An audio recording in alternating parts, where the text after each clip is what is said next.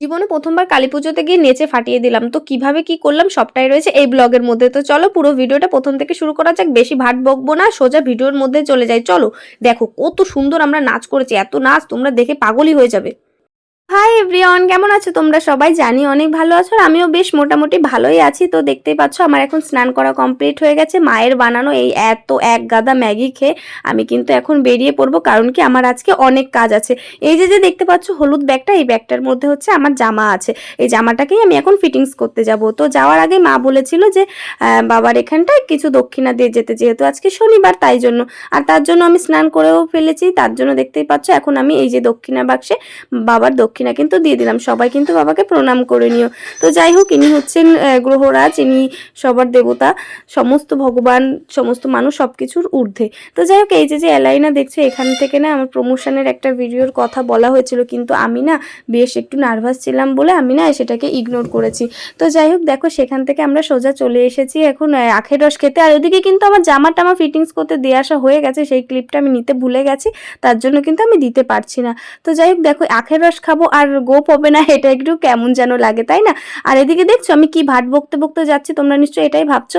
আমি আসলে বলছিলাম মনে মনে যে এই দেখো কত বড় বড় ফ্ল্যাট গাইস, আমার যে কবে এরকম একটা ফ্ল্যাট হবে, কবে যে নিজের টাকায় কিছু করতে পারবো, সেটাই শুধু ভাবি।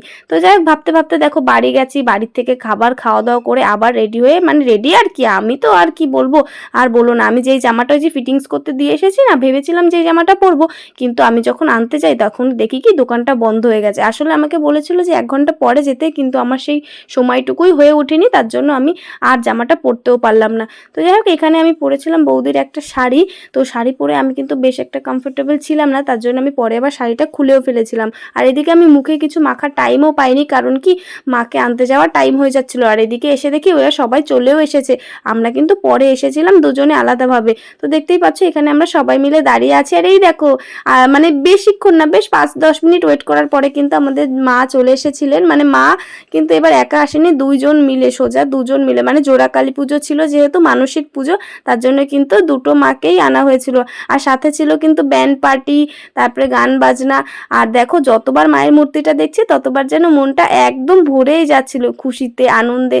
তো দেখো এখানে কিন্তু সবাই মিলে আমরা হই হই করতে করতে, অনেকে মিলে, সমস্ত বৌদিরা, তারপরে কাকিরা, মানে সমস্ত ভাই বোন সবাই মিলে নাচতে নাচতে কিন্তু গেছি, নাচতে নাচতে কিন্তু এসেছি। আর দেখো এই যে এইদিকে পড়েছে হচ্ছে গেট, গেট পড়েছে বলে আমরা ওই পাশে যেতে পারছি না, তার জন্য আমরা এইখানে দাঁড়িয়ে দাঁড়িয়ে কিন্তু নাচ গান শুরু করে দিয়েছি।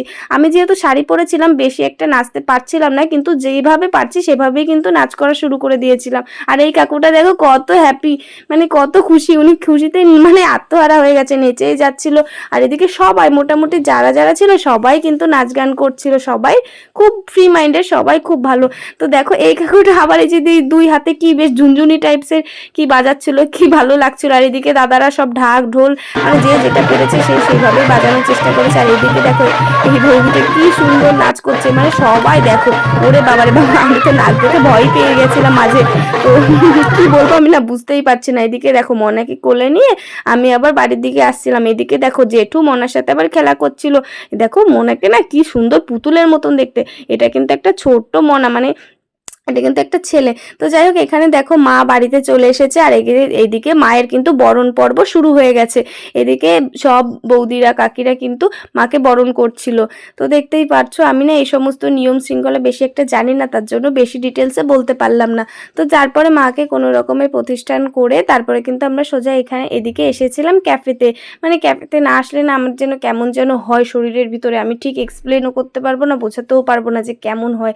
তো যাই হোক, আমরা এখন চলে এসেছি ক্যাফেতে। আর এই দেখো ক্যাফেতে আসা মাত্র চা বিস্কুট খাওয়া যেই শুরু করেছি, তখনই এই বন্ধুটা এসে কোথার থেকে হামলে পড়েছে। এবার ওরা না কোথায় যেন গেছিল, সেই ব্যাপারেই আমরা কিন্তু সবাই মিলে গল্প করছিলাম আর বুঝছিলাম। তো যাই হোক, এখন দেখো আমরা চা খাবো। এদিকে চাটা না ঠান্ডা হয়ে যাচ্ছিল, কখন থেকে চাটাকে আমরা রেখে গল্প করতে শুরু করে দিয়েছি, আর এইদিকে খেয়ালই নেই। তারপর দেখো বিস্কুট দিয়ে আমি ওকে খাইয়ে দিলাম, তারপরে আমি নিজেও খেলাম। আসলে কিন্তু আমি বিস্কুট দিয়ে চা খেতে খুব পছন্দ করি। তারপরে আমরা সোজা চলে আসি সেখান থেকে মিষ্টির দোকানে, কারণ কি আমাদের একদমই খেয়াল ছিল না যে মিষ্টি দিতে হবে। তারপরে আমরা সোজা সেখান থেকে মিষ্টি দিয়ে ওরা দুজনে আবার মিষ্টিও খেলো, আমি আবার খাইনি মিষ্টি। তো যাই হোক দেখো দুটো মাকে একসাথে পাশাপাশি দেখে কি সুন্দর, তাই না?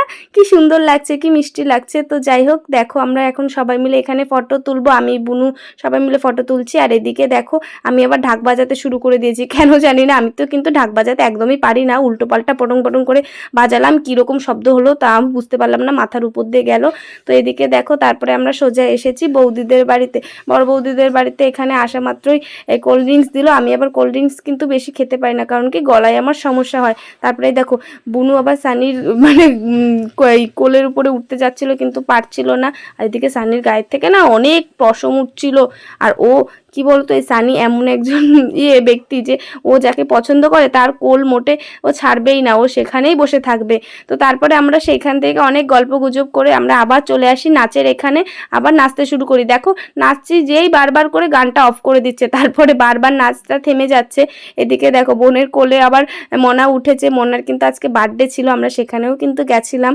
তো যাই হোক দেখো সব কিছু শেষ করে আমরা সোজা চলে এসেছি খাওয়ার এখানে। এখানে আমরা এখন খাওয়া দাওয়া করব। আজকে কিন্তু মেনুতে ছিল প্রথমে খিচুড়ি, তারপরে একটু আলুর দম বা কি কপি টপি বেশ ছিল, আমার এই মুহূর্তে মনে পড়ছে না। তারপরে কিন্তু আমার ফেভারিট পোলাও ছিল, পোলাওটা কিন্তু খুব টেস্টি হয়েছিল। আমি কিন্তু আবার বাড়ি আসার সময় নিয়েও এসেছি টিফিন কারিতে। তো দেখো রান্নাটা এত সুন্দর হয়েছিল, পুরো মন ভরে গেছিল। তো গাইস আমার ভিডিওটা ছিল এই পর্যন্তই, ভালো লাগলে লাইক কমেন্ট করো, টাটা, সবাই ভালো থেকো, গুড নাইট।